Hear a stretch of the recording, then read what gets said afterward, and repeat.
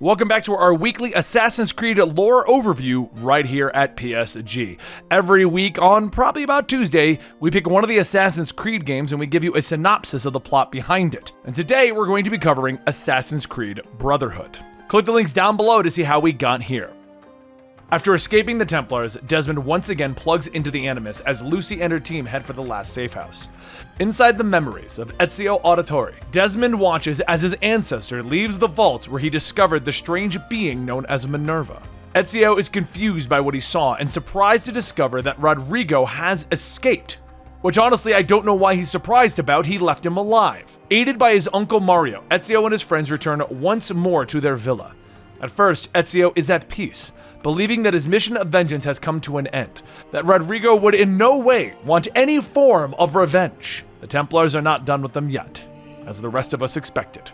Led by Cesare Borgia, the Templar forces attack the city. The villa is destroyed and Ezio is wounded, and after he obtains the Apple of Eden, Cesare then kills Mario as Ezio is watching. Though he is wounded, Ezio manages to chase after Cesare, but quickly passes out from his wounds. After these events play out, Desmond awakens from the Animus and his team has arrived at the remains of Ezio's villa, where they hope to hide from Abstergo within an assassin's sanctuary beneath the villa. Slipping inside with his new abilities that he has learned from the bleed effect, which is when you've been in the Animus too long and you learn how to be that individual, Desmond quickly unlocks the sanctuary for others, re-establishing the power sources there. Within the sanctuary, Desmond sees images of Ezio and strange writings on the wall. And once inside, Lucy explains that they need to find the Apple of Eden, in the hopes that they can stop whatever event Minerva tried to warn them about. After setting up the new Animus, Desmond once again descends into his ancestors' memories. He awakens back in Rome, with Ezio quickly meeting Niccolo Machiavelli, an old friend and fellow assassin. Ezio is shocked to discover that the assassins have been losing in their war against the Templars and their corruption. Vowing vengeance for his uncle Mario and hoping to once again acquire the Apple of Eden, Ezio sets out to free Rome from the Templars' influence. It takes 4 years for him to fight against the Templar forces, and in this time, he begins to rebuild the Assassin Order, recruiting novices, while also re-establishing relations within the great guilds of the city. With the Assassin Order once again strong and united, Ezio begins to send teams throughout the country to fight against Templar oppression. For his work, he is named the Mentor of the Assassins. However, Cesare learns of Ezio's work and the assassins going about rebuilding. So he goes to his father, Rodrigo, the Pope, in the hopes of more money, more men, and the power of the Apple. But the Pope doesn't wish to provoke the Assassin Order, informing Cesare that he should not have attacked them, that he should have left them alone, and that he knew that this would eventually happen. But he also knows that his son won't stop in his pursuits, that Cesare feels slighted by the assassins, and insists on proving that the Borgias are more powerful than the assassins. So, Rodrigo the Pope attempts to poison his son.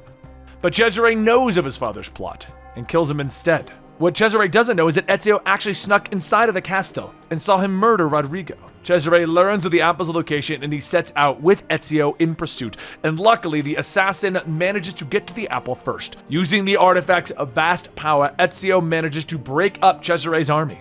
Then, aided by his fellow assassins, he fights against Cesare at the gates of Rome. The fight is interrupted though when the armies of the new pope arrive and arrest him for the murder of Rodrigo. As he's led away, Cesare tells Ezio that he won't be in chains long. These words worried Ezio, and he used the apple to look into the future. He saw that Cesare was right, that he would not remain imprisoned. So Ezio sets off on his own, believing that his brotherhood would survive without him.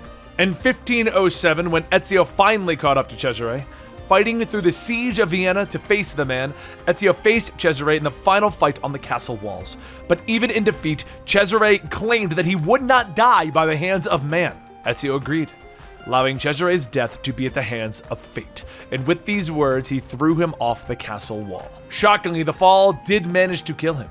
So in a way, he wasn't wrong about his death. And with his mission finally finished, Ezio once again returns to the city of Rome, where he hides the apple within a vault beneath the Santa Maria Articciole.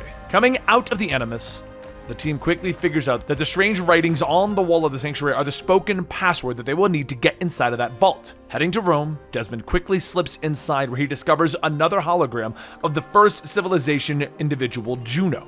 As Juno begins to speak to him, Desmond discovers that only he can hear and see her, And as he continues into the Temple of Juno, the holograms explain that mankind was not created to be wise, that they lack the sense of knowledge, and that the first civilization should have left them the way that they were. Finally, with the others in the chamber, they discover the Apple of Eden on a raised platform. And after he worked out how to get to the apple, Desmond reaches out and he touches it. Suddenly, time stops all around him, and before him stands Juno, who explains that Desmond is actually descended from her race and that he is her enemy. She explains that there is a woman who must not be allowed to accompany him through the gate.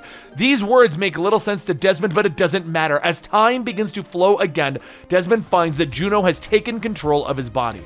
She forces him across the room and uses his hidden blade to stab Lucy in the stomach. They both fall to the ground, with Desmond slipping into a coma as Lucy bleeds out before him. And that is the storyline to Brotherhood. Now, for those who are wondering, our plan with these Assassin's Creed lore videos is to begin by doing each and every one of the games, telling you how they all link together. Then we're going to do a master timeline, in which I explain everything that happened in the modern day and what's going on in the past. On top of that, we're also going to be telling you storylines that are happening in the mobile games, in the comic books, and stuff like that. So we're hoping that by the time we get done with this coverage of Assassin's Creed here at PSG, you will know everything that there is to know about Assassin's Creed. And if you're curious, me, Benny, on the PSG podcast, I'm telling you about my journey of trying to platinum every single Assassin's Creed game, and oh my god, is it getting annoying at times. Either way, guys, thank you so much for watching this video, and please come back next Tuesday for the next chapter of our Assassin's Creed lore.